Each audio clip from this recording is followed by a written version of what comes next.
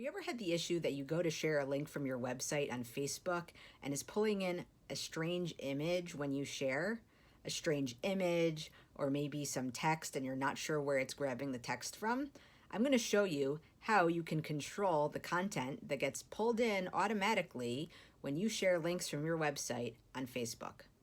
Let's go and take a look at what can happen. If you go to create a post and you insert a URL, you'll see an image and you'll see the page title and the text, let's call it an excerpt or description, that gets pulled in along with it.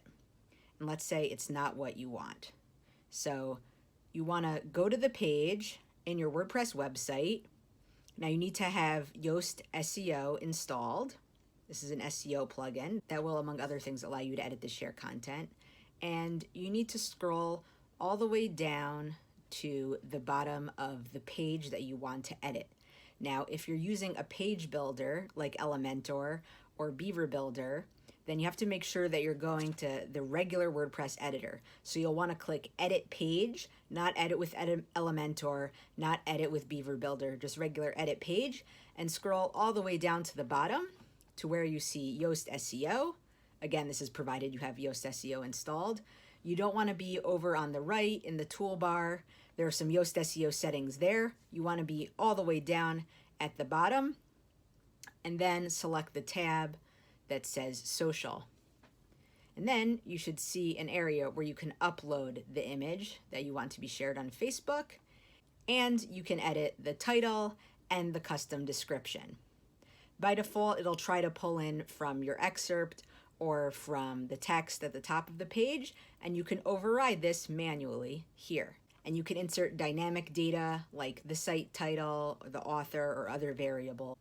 Okay, you can't just go directly to Facebook and post the URL again. What happens is Facebook scans the internet, much in the way like Google does, and it pulls the data from pages. Now, if you make a change, it won't show up automatically. Eventually this page will get scraped and it will get updated, but it won't happen right away unless you manually push it through. So what you need is the Facebook debugger tool, the sharing debugger, and I'll send a link in the comments.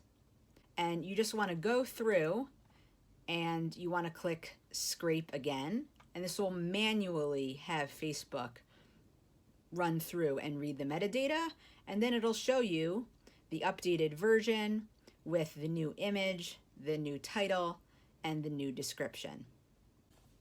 Now, what size image should you upload?